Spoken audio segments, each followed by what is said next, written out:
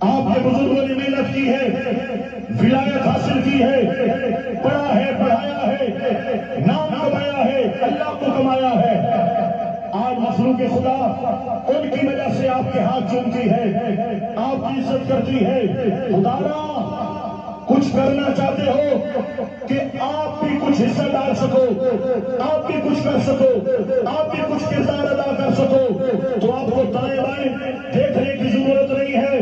حضور قبلہ خواجہ صاحب آستانہ عالیہ پیر بارو شریف، آستانہ عالیہ پیر صباغ لجپال کے فیض یافتہ ہیں۔